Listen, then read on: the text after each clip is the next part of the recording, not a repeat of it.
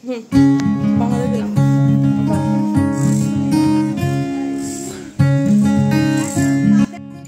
alaikum viewers, welcome to my channel Wanderlust Bites Find Yourself with me.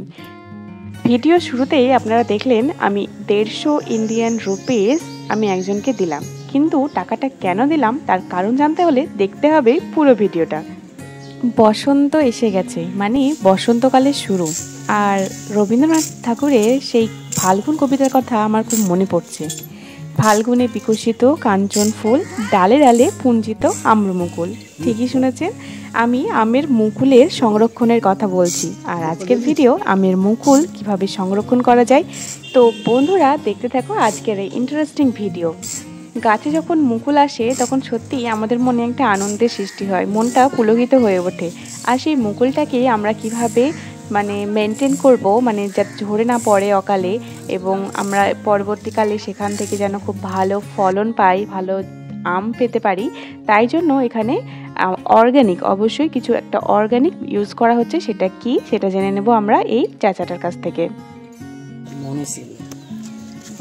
এখানে উনি দুটো জিনিস ব্যবহার করছে। এটা হলো মনোসিল, যেটা তোমরা দেখতে পাচ্ছ তেল মতো, আর এটা একটা পাউডার। দেখে নাও পিকচারসে JDBM বলে, সেটা উনি এই 18 লিটার যে দেখতে পাচ্ছ বড় বালতি, এটার মধ্যে মিক্সড করে এটা স্প্রে করবেন। আচ্ছা,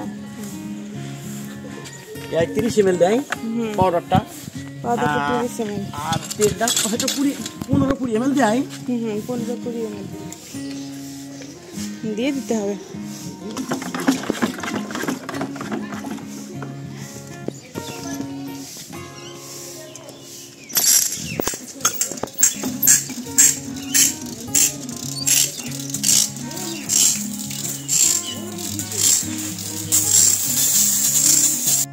যখন উনি স্প্রে করছিলেন তো আমি ভাবছিলাম এটা গন্ধটা হয়তো অনেক বেশি তীব্র হবে, কিন্তু না, উনি বললেন গন্ধটা কোনো বিষাক্ত না, এটা একটা মিষ্টি টাইপের গন্ধ আছে।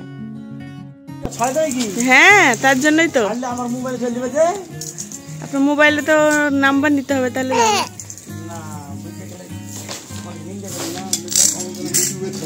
ইউটিউবে একটা ছোট্ট মতো ফানি ক্লিপস তোমাদেরকে দেখানো হলো। এখানে উনি কিছুতে রাজি হচ্ছিলেন না যেন ওনার ফেস আসে, কারণ ওনাকে চিনে নিলে সবাই তখন বলতে থাকবে যে উনি এরকম ইউটিউবে এসেছেন। তো যাই হোক, আমি বলেছি আপনার সাইড থেকে দেখানো হবে, চিন্তা নেই।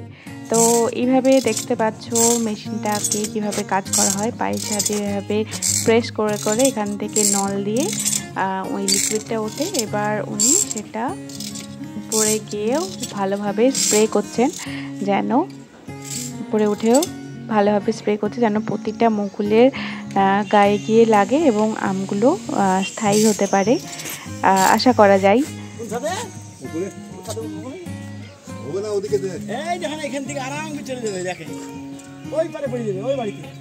ওনাকে দেখে একটাই কথা মনে হচ্ছিল যে কাজ যেমনই হোক, ছোট বড় যেমনই হোক, সেটা ভালোবেসে করলে সব কাজই খুব সহজ সুন্দর মনে হয়।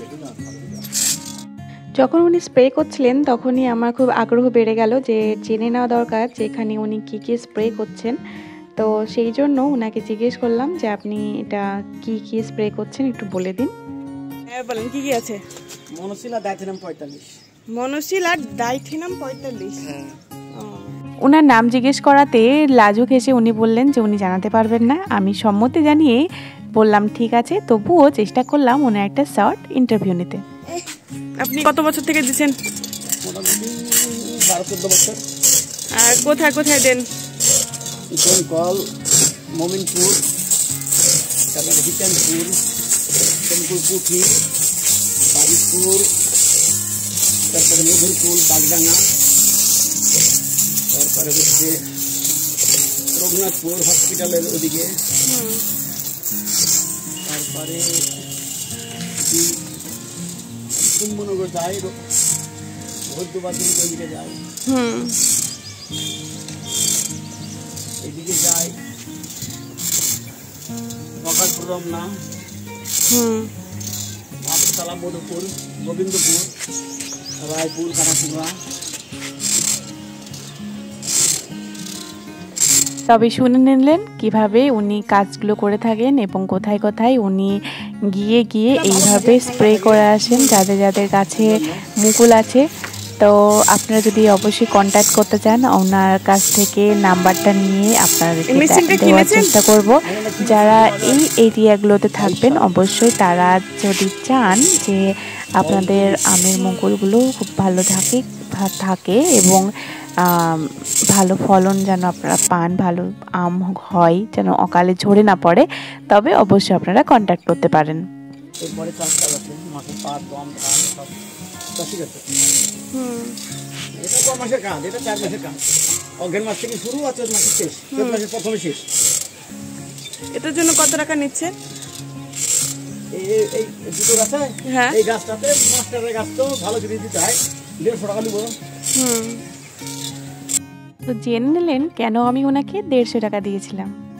এই ছিল ওটা ওনার মেশিন যেটা দিয়ে উনি স্প্রে করেছেন, আর এটা উনি 4 মাসই করে থাকেন বললেন। তো বন্ধুরা আজকের ভিডিও এখানেই আমি কমপ্লিট করব। আশা করি তোমাদের খুব ভালো লেগে থাকবে। ভালো লেগে থাকলে অবশ্যই কমেন্ট করো, শেয়ার করো, লাইক করো, সাবস্ক্রাইব করো। আর উনি বলেছেন ঝড়ে যে পড়বে না আম তার গ্যারান্টি দিতে পারবে না, একদম সত্যি কথা বলেছেন। ঝড়ে পড়বে না তার গ্যারান্টি থাকবে না, তবে হ্যাঁ মুকুলটায় যদি এটা স্প্রে করা হয় অনেকাংশেই আমের ফলন ভালো পাওয়া যাবে। তো বন্ধুরা সাবস্ক্রাইব করতে ভুলো না, আমার এই নিউ চ্যানেলটাকে সাপোর্ট করো। আজকের জন্য এখানে শেষ করছি। Thanks for watching.